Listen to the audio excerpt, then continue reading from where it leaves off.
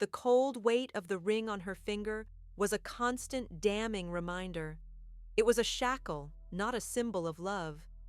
Elara stood before the floor-to-ceiling windows of the Marquess of Blackwood's study, the manicured gardens stretching out like a pristine emerald prison. The marriage contract, signed and sealed, lay on the massive mahogany desk behind her. Her family was safe from ruin, but she was caged. He entered the room without a sound, a phantom in his own home. Alistair, the Marquess, was a man carved from shadow and steel. His presence consumed the air, heavy and absolute. "You will find your chambers prepared," he said, his voice a low, resonant timbre that sent an involuntary shiver down her spine. It held no warmth, only ownership. Elara turned, lifting her chin in a show of defiance she did not feel. "And will I be permitted to leave them? Or is this the extent of my new world?"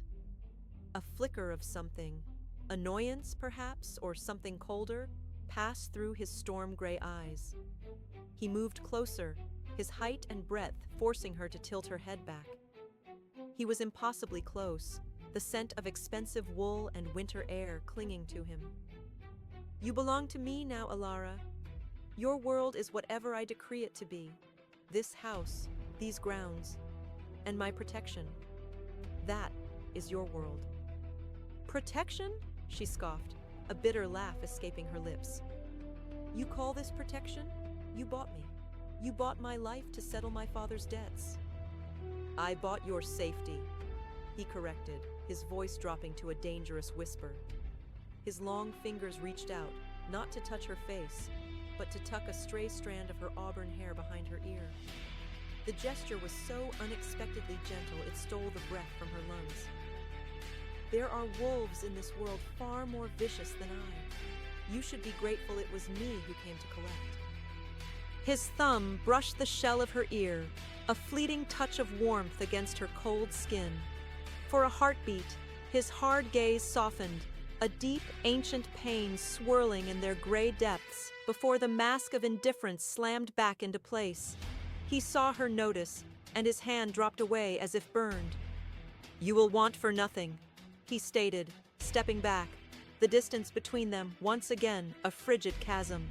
"You will have gowns, jewels, anything you desire. In return, you will be the Marchioness of Blackwood. You will be perfect, you will be poised, and you will be mine." The word hung in the air, a brand seared into her very soul. Mine.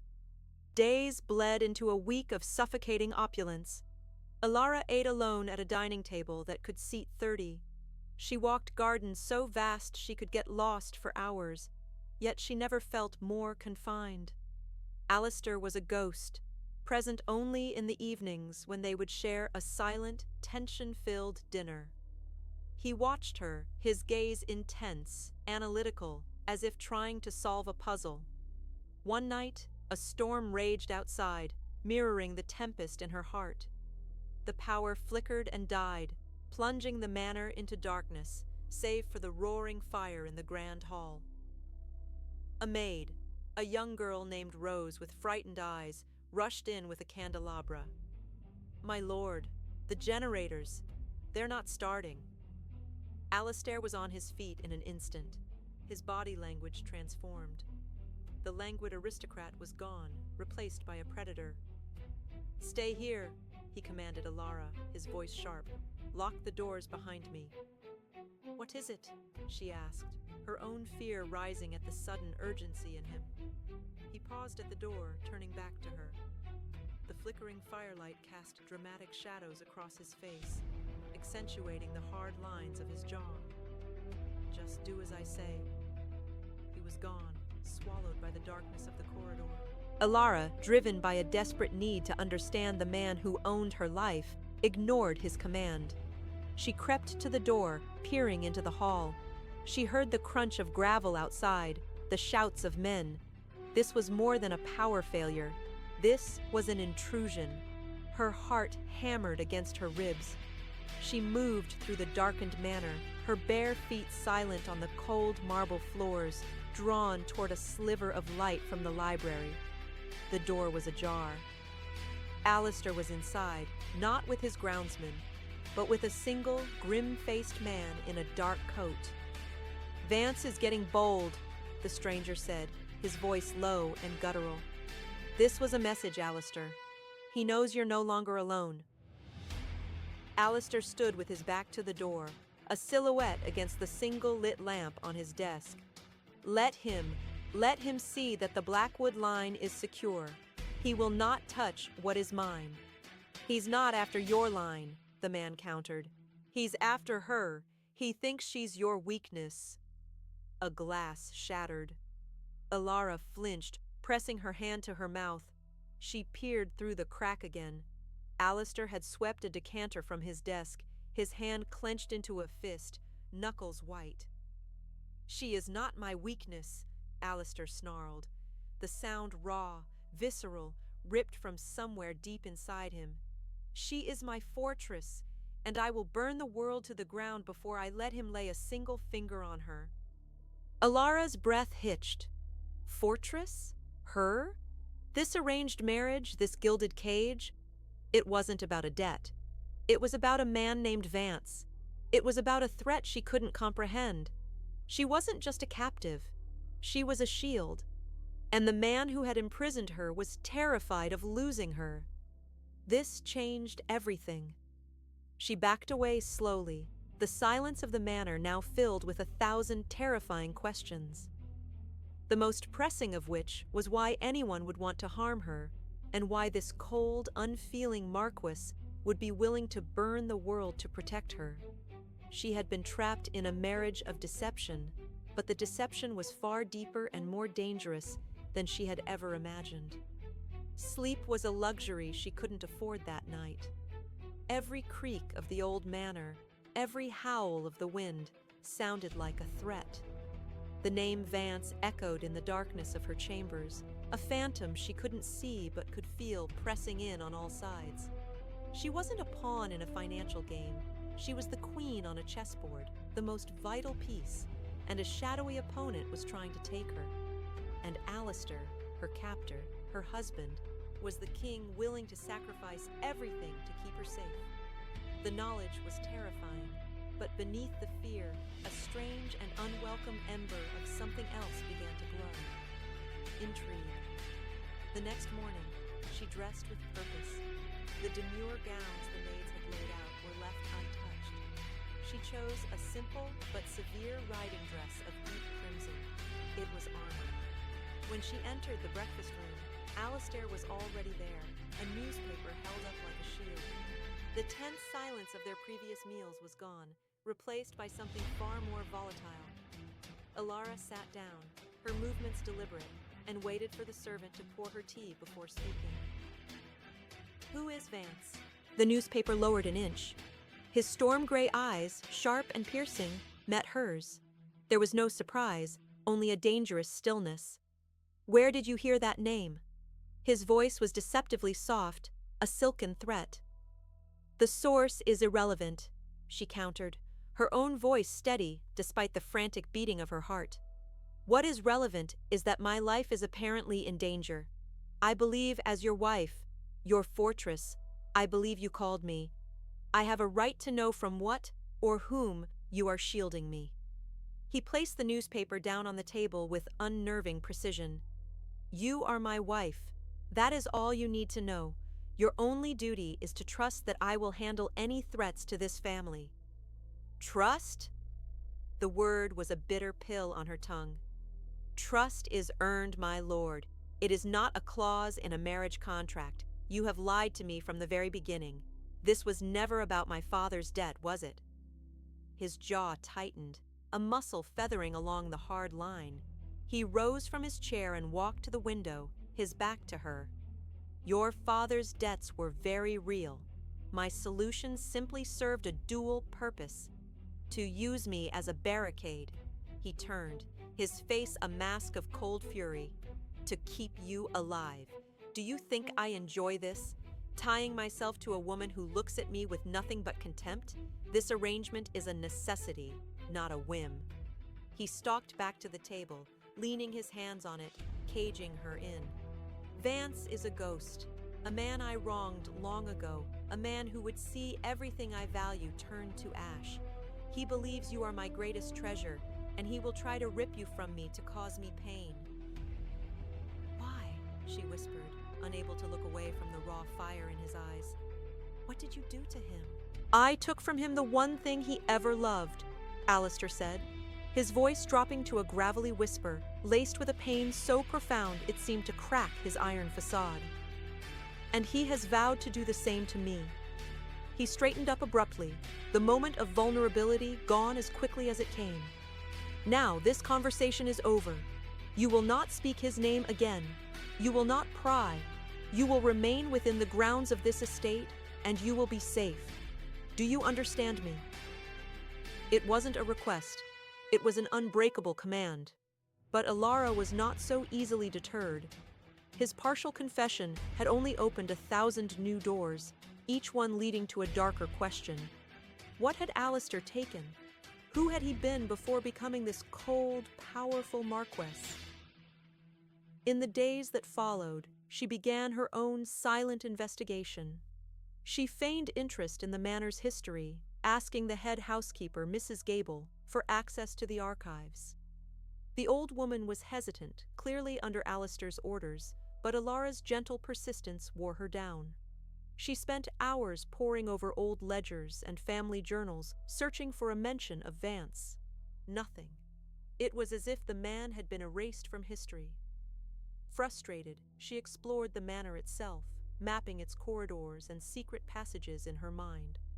There was one wing Alistair had explicitly forbidden her from entering, the West Wing, his late parents' former residence. It was kept locked and silent, a place of memory and sorrow. It was, she knew, exactly where she needed to go. One afternoon, when Alistair was away meeting with his estate manager, she found a ring of old keys in a dusty drawer in the butler's pantry. Her hands trembled as she tried them, one by one, in the heavy oak door of the West Wing. The third key turned with a rusty groan.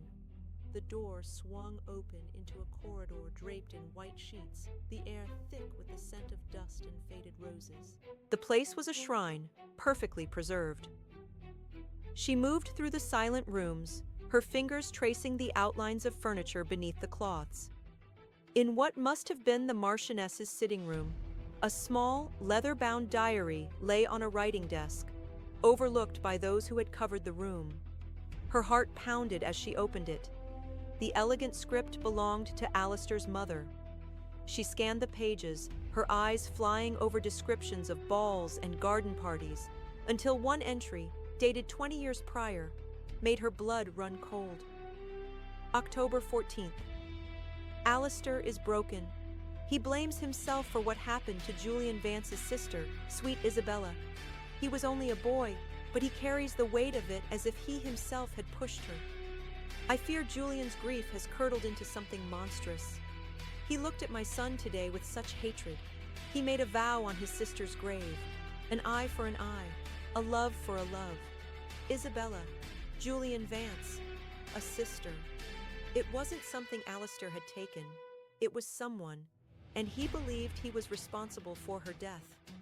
A floorboard creaked behind her. Elara spun around, the diary clutched to her chest. Alistair stood in the doorway, his face pale with a rage so profound it was terrifying. His chest rose and fell rapidly, his gray eyes blazing with betrayal and something else, sheer, absolute panic. "What have you done?" he breathed, his voice a low, guttural growl. He crossed the room in 3 long strides, his powerful body trapping her against the desk. He didn't shout. He didn't have to. The fury radiating from him was a physical force. He ripped the diary from her grasp, his fingers brushing hers, sending a jolt of ice and fire through her veins. "I told you not to pry," he seethed, his face inches from hers. "I commanded you to stay away." "You commanded me to be ignorant," she shot back, refusing to cower. "While a madman wants to kill me to avenge his sister, I have a right to know whose war I'm fighting." "This is not your war." His hands came up to grip her shoulders, his hold hard enough to bruise. You are not a soldier in this. You are what I must protect. I made a vow to your father on his deathbed. I swore I would keep you safe, no matter the cost. The world tilted on its axis. The rage, the diary, the ghost of Isabella Vance. It all faded into the background, replaced by his stunning confession. My father? But he's not dead. Alistair's grip faltered. The fury in his eyes was instantly replaced by a look of horrified realization. He had said too much. The carefully constructed walls around his secret agenda were crumbling, and he had just handed her the sledgehammer. Alistair began, his voice rough with an emotion she couldn't name. Elara, there is more to this than you know. Your father... The lie was not just his. It was her family's. The debt, the contract, the sudden marriage, it was all built on a foundation of deception, far more personal than she could have ever fathomed. Her father had sold her to this man, not for money, but for protection, based on a vow made over a secret she was never meant to uncover. The world narrowed to the space of a single, impossible sentence. On his deathbed. The words hung in the dusty air of the forbidden room, nonsensical and horrifying. What did you say? Elara whispered, the diary forgotten in Alistair's hand. Her mind raced, grasping for logic. That's impossible. I had a letter from him just last month. He was complaining about the price of grain. Alistair's face, which had been a mask of cold fury, shattered. The rage was replaced by a look of such profound regret, it was as if she had physically struck him. The grip on her shoulders vanished, his hands dropping to his sides as if they had been burned. He took a step back, breaking the suffocating proximity, and for the first time, he looked truly lost. Elara, he began, his voice rough, stripped of its usual authority. He ran a hand through his dark hair, a gesture of profound agitation. Come away from here. This is not the place. He didn't command her, he asked. The shift in his tone was more jarring than his anger had been. Numbly, she allowed him to guide her out of the west wing, his hand a light, hesitant pressure on the small of her back. He relocked the door, the sound of the key turning in the lock like a final seal on a tomb. He led her not to the grand hall or the formal study, but to a small, private sitting room she had never seen, dominated by a simple stone fireplace. The fire was already lit, casting a warm, intimate glow on the room. He poured 2 glasses of brandy, his hands unsteady. He passed one to her, and his fingers brushed against hers. She didn't pull away. She was too lost in the fog of her confusion. My father is not dying, she stated, her voice trembling but firm, trying to will it into truth. Alistair didn't sit. He stood before the fire, the amber liquid swirling in his glass. The letters you receive are penned by his solicitor, he said, his voice flat, devoid of emotion. He dictated the first few months ago. Now, he is too weak. The solicitor anticipates his moods, his turns of phrase. It was your father's final wish, that you be allowed to live in blissful ignorance for as long as possible. The glass nearly slipped from her fingers. Blissful ignorance. It sounded like a cage far more cruel than this manner. No, she breathed, shaking her head. No, you're lying. This is another one of your manipulations, a way to control me. I wish it were, he said, and the raw sincerity in his voice cut through her denial.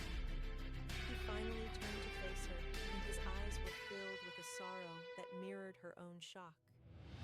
He has a sickness of the lungs. The doctors gave him 6 months. That was 4 months ago. The truth landed like a physical blow, knocking the air from her lungs. Her father, her bluff, hearty father, was fading away while she was trapped here, married to a stranger, all under the illusion of a simple financial transaction. Tears pricked at her eyes, hot and furious. Why? She choked out. Why would he do this? Why would you agree? Because of me, Alistair said, his gaze dropping to the flames.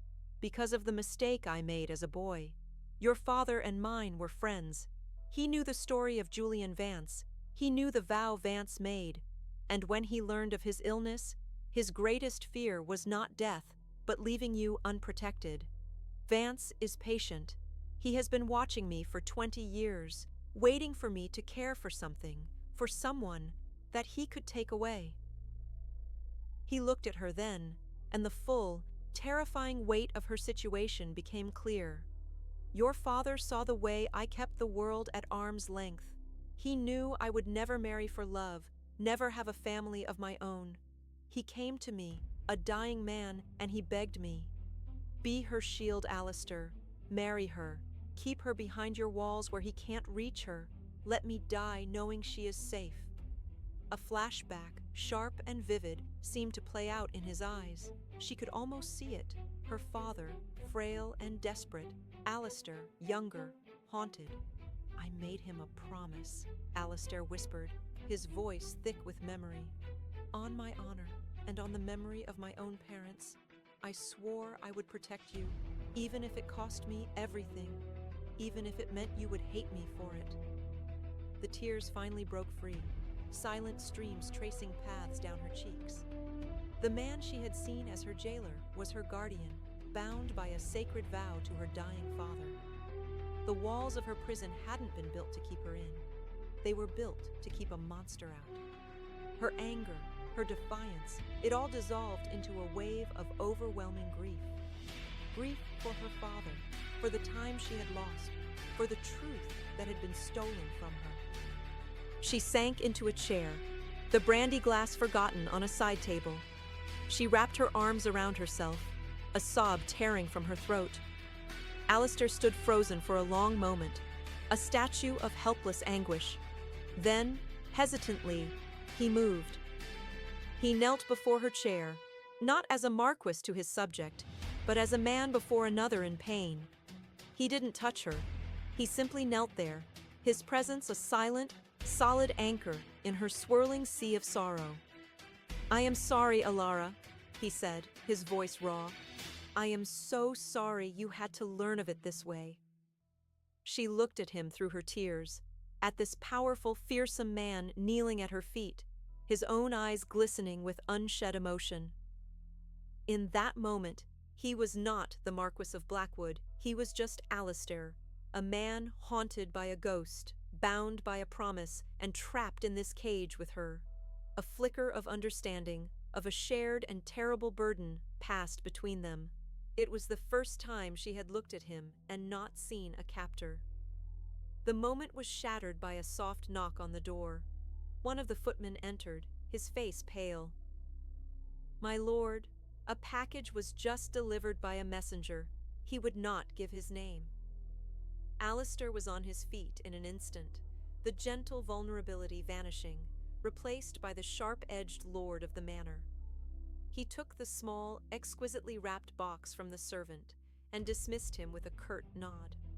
His back was to her as he opened it. She saw his shoulders tense, his whole body going rigid. He stood motionless for a full 10 seconds before he slowly turned around. His face was a mask of granite, but his eyes were blazing with a cold, murderous fury she had never seen before. In his hand, he held the open box. Nestled on a bed of black satin was a single, perfect, snow-white rose. What is it? She whispered, a new kind of fear coiling in her stomach. A message, he said, his voice a low, deadly growl. He closed the box with a sharp snap. Isabella's favorite flower. The implication was immediate and chilling. Vance was no longer a distant threat. He was here. He was watching. He knows. Alistair crossed the room and stood before her, his shadow falling over her. He looked down at her, the protector, the shield, his promise to her father echoing in the tense silence. From this moment on, he said, his voice absolute, leaving no room for argument, you will not leave my sight. The declaration was an unbreakable vow. Alistair's study, a place she had once seen as the heart of her gilded cage, became her new world. If he was there, she was there. A chair was brought in for her and placed near the fire, a silent, plush testament to her new reality as his shadow. The hours stretched into an unnerving silence, broken only by the scratch of his pen on paper and the crackle of the logs in the hearth. He worked relentlessly, his focus absolute, yet she felt his awareness of her in every breath. He was a coiled spring, a predator feigning rest, his senses tuned to the slightest disturbance. Elara's grief was a heavy cloak she couldn't remove. The truth about her father was a constant, dull ache behind her ribs. She wanted to scream, to rage, to escape, but Alistair's oppressive, silent presence made it impossible. He was her guardian, but his vigilance felt suffocating. "I need some air," she finally said, her voice sounding strange and thin in the quiet room. His head snapped up, his gray eyes instantly alert. "The gardens are secure.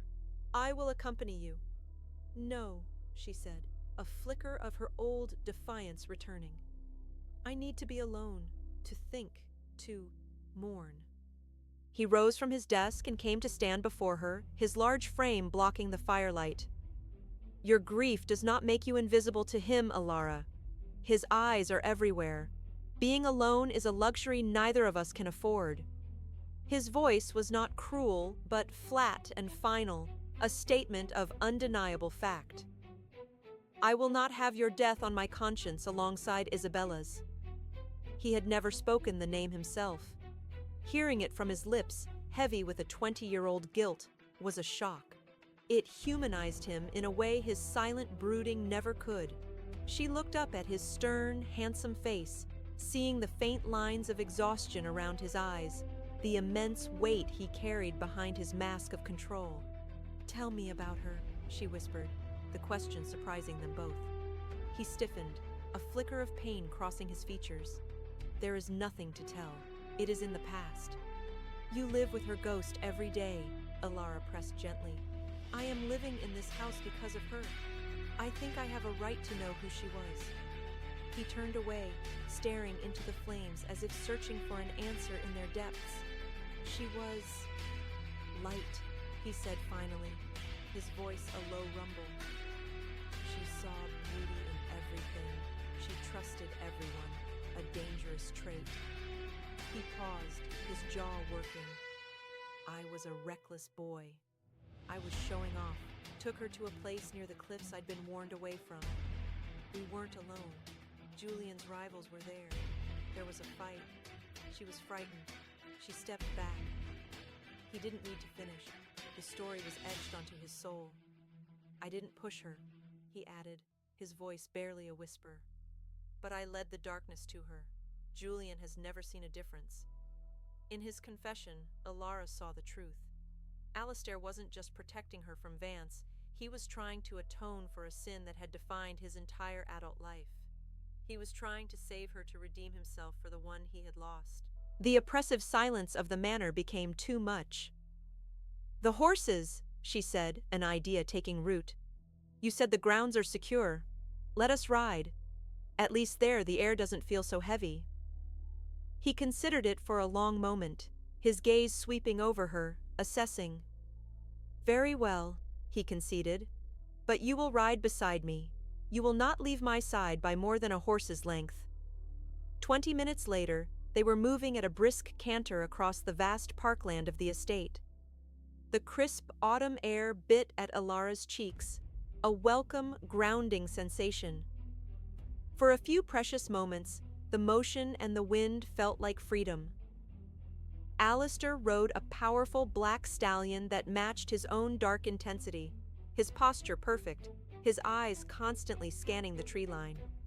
They slowed to a walk by a small, serene lake. The silence between them was different now, less tense, filled with the unspoken weight of his confession. He had shared a piece of his broken soul with her, and it had forged a fragile, tentative bridge between them. That's when she heard it. A faint, sharp whistle, like a bird call cut short.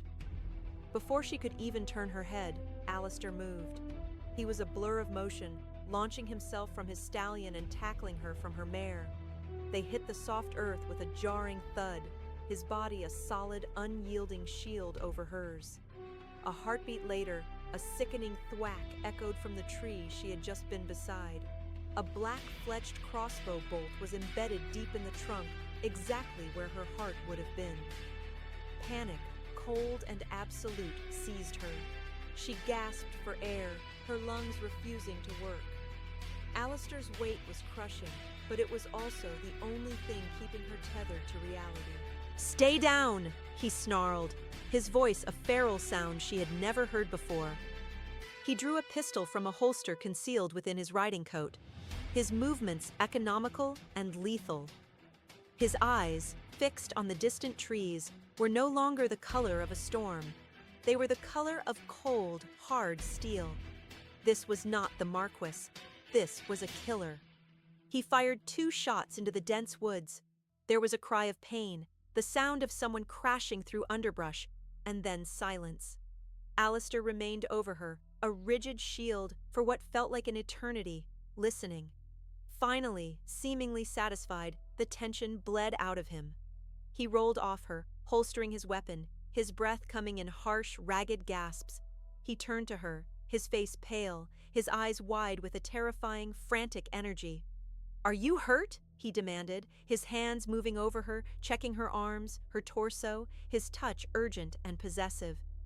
"Did it hit you?" "No," she managed to whisper, her body trembling uncontrollably. I'm fine. You saved me." The words seemed to break something in him. The last of his iron control shattered. He pulled her into his arms, crushing her against his chest in a desperate, almost violent embrace. His face was buried in her hair, his body shaking with the force of his adrenaline.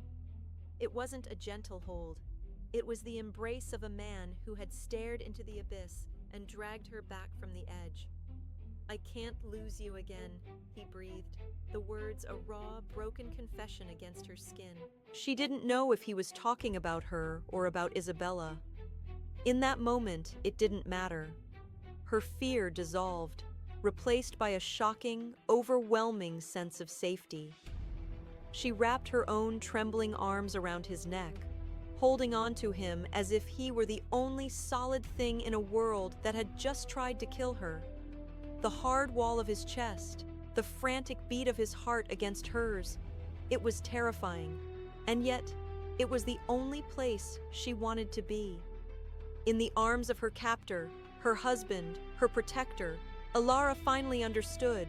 His obsession wasn't a cage, it was the only thing keeping her alive. The retreat to the manor was a blur of frantic energy. Alistair half lifted her onto her horse, his hands firm and unwavering, his face a grim mask of controlled fury. He didn't speak a word until they were back within the stone walls of the house, the heavy oak doors booming shut behind them, a sound of finality, of a sanctuary that had been violated. He led her directly to the study, his hand never leaving the small of her back. He closed the study doors and turned to face her. The adrenaline from the attack had receded, leaving behind a chilling clarity. The space between them was charged, electric with unspoken fear and the ghost of his desperate embrace. "He will not stop," Alistair said, his voice low and guttural. "Today was a test, a warning. He wanted to see how I would react. He wanted to see if you truly mattered." He paused, his gaze boring into hers. "And now he knows." "What do we do?" Elara asked, her voice steady. The terror of the past hour had forged something new inside her, a core of steel. She was no longer just the protected, she was a participant in this war. "The fortress has been breached," he stated, echoing her own thoughts. "We cannot stay here. We leave tonight." "Leave? To where? Your men are everywhere, the grounds are supposed to be secure." "This is not a place my men can protect," he interrupted.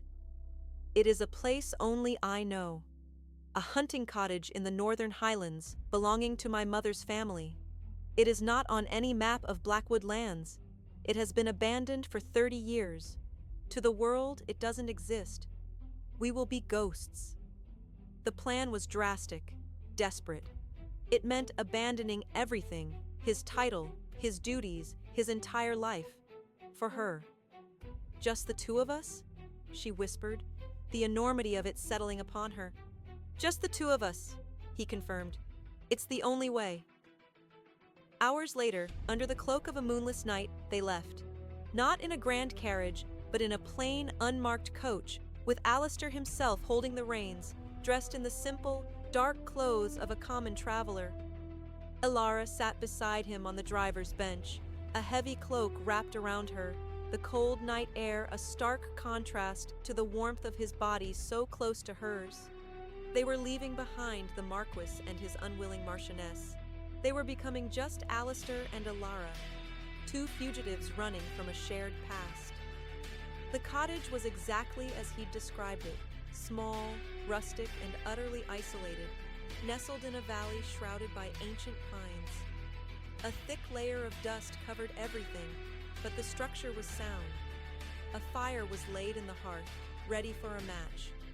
As Alistair coaxed the flames to life, Elara found an old quilt and shook it out, the scent of cedar and thyme filling the small room.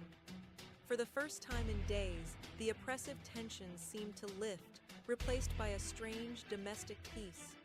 They worked in tandem, clearing the dust, finding old tins of tea and preserves in the pantry. There was only one bedroom, one bed. The unspoken reality of it hung between them, not as a threat, but as an inevitable truth. That night, as they sat before the fire, the silence was comfortable. The roles that had defined them had been stripped away. He was not her keeper, and she was not his prisoner. "Alistair," she began softly, "I was wrong about you." He looked up from the flames, his face softened by the firelight. "You had every reason to be. I gave you none of the truth and all of the demands. I never intended for you to be anything more than a charge to be protected, an oath to be fulfilled." "And now?" she pressed, her heart beating a slow, heavy rhythm. He put down the poker he was holding and turned to her fully. He reached out, his calloused fingers gently tucking a strand of hair behind her ear, the same gesture he'd made on their first day, but this time it was not a gesture of ownership. It was one of reverence. "Now," he said, his voice thick with an emotion he no longer tried to hide, "you are the only thing that is real in a life built on ghosts and regret. Protecting you is no longer a duty, Elara. It is the only purpose I have left." His thumb stroked her cheek, a touch that sent a shiver of warmth through her entire body. He leaned in, his gray eyes searching hers, asking a question his words did not. She gave him his answer by leaning forward, closing the small distance between them. Their first kiss was not one of passion, but of profound, aching relief. It was a seal on a new vow, made not to a dying father, but to each other. The sound of a horse's whinny outside shattered the moment. Alistair was on his feet in a second, pulling her behind him, the pistol appearing in his hand as if by magic. The protector was back, his eyes like chips of ice. The cottage door creaked open. A man stood silhouetted in the doorway. He was tall and gaunt, his face pale and aristocratic, his eyes burning with a 20-year-old fire. "Julian," Alistair breathed, his voice a low growl of pure hatred. "Touching," Julian Vance said, his lip curling in a sneer. He stepped inside, revealing he was not alone. Another man held a lantern, and his other hand held a pistol, aimed squarely at Elara. "I must admit, Alistair, I didn't think you had it in you.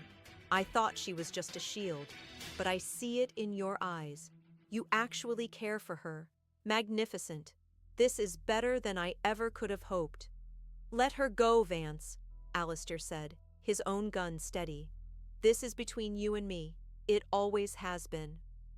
"Oh, but that's where you're wrong," Vance countered, taking another step into the room. "It was never about you. It was about taking from you what you loved. I thought killing her would suffice, but this, watching you lose her heart, that would be a far sweeter revenge." He looked at Elara. Leave him, my dear. Walk out that door. I will give you a fortune, a new life, anything you desire. Just leave him here, alone, with the knowledge that he is, and always will be, unloved. Elara's heart pounded, but her voice was clear when she spoke. Never. The single word, spoken with such conviction, wiped the smirk from Vance's face. His plan had failed, his face contorted in rage.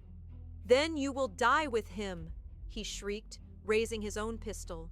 Everything happened at once. Alistair fired. The lantern-bearer fired. Elara, acting on pure instinct, shoved a heavy wooden stool into Vance's path. He stumbled, his shot going wide, shattering a window. Alistair's shot found its mark in the other man's shoulder.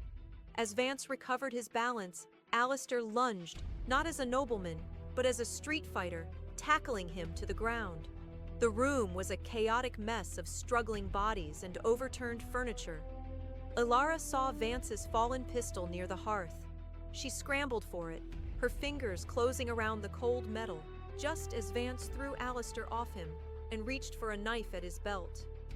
"Alistair!" she screamed. He turned as Vance lunged. Elara didn't hesitate. She raised the heavy pistol with both hands, aimed, and fired. The sound was deafening in the small space. Vance froze, a look of shock on his face before crumpling to the floor. Silence descended, broken only by the crackling fire and their own ragged breaths. Alistair stared at Vance's still form, then at the pistol in Elara's trembling hands, and finally at her. He crossed the room in 2 strides and gently took the gun from her, tossing it aside. He framed her face with his hands, his eyes searching hers with a desperate intensity. "Elara," he breathed, his voice breaking. She fell against him, the last of her strength giving out, and he held her up, his arms an iron-strong circle of safety. The deception was over. The ghosts were laid to rest. The war was won. He pulled back just enough to look at her, his storm-gray eyes clear for the first time, free from the shadows of the past. "The marriage contract is ash," he said softly. "The vow to your father is fulfilled. You are free." "I don't want to be free," she whispered, her hands coming up to rest on his chest, over his heart. "Not from you." A single perfect tear traced a path down his cheek. "I swore to protect you, even if it cost me everything," he said, his voice raw with a love that had been forged in deception and tempered in fire. "But the vow I make now is only to you. Be my wife, Elara. Not in name, not by contract, in truth, in heart, forever." She answered him with a kiss, sealing their future not with a signature, but with a promise born from the ashes of a secret agenda.